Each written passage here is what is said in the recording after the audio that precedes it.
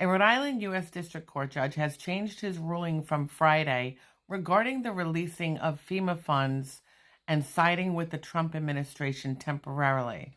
So, if you remember, on Friday, U.S. District Court Judge John McConnell out of Rhode Island ordered FEMA to resume the flow of money to the 23 states, including Rhode Island, that filed the lawsuit challenging the Trump administration's federal freezing fund. And there was a federal appeals court that followed suit with that.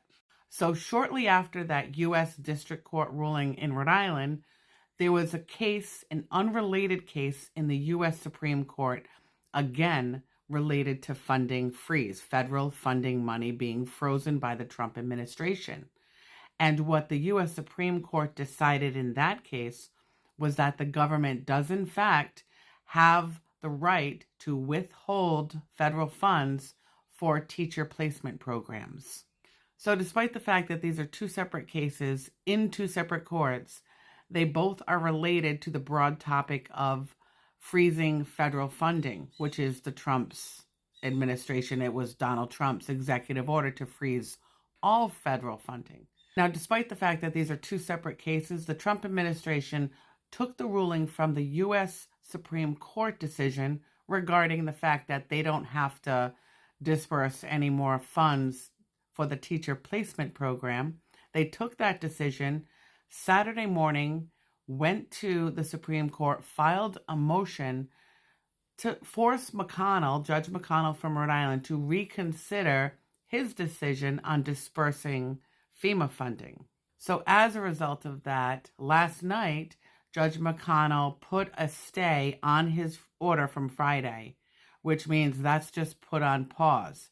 So as of right now, the FEMA money that was supposed to already be dispersed to these 23 states still will not be dispersed.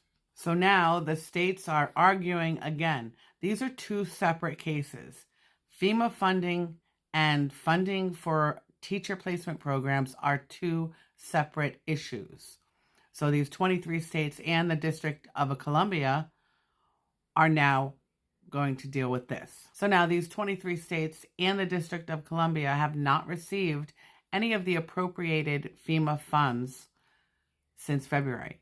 And as one example alone, Hawaii, they were appropriated $5.7 million for the 2023 Maui fires, still have not received those funds.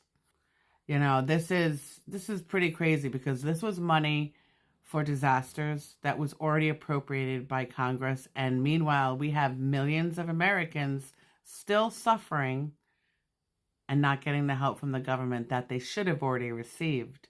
There are still 19 states awaiting funding from FEMA.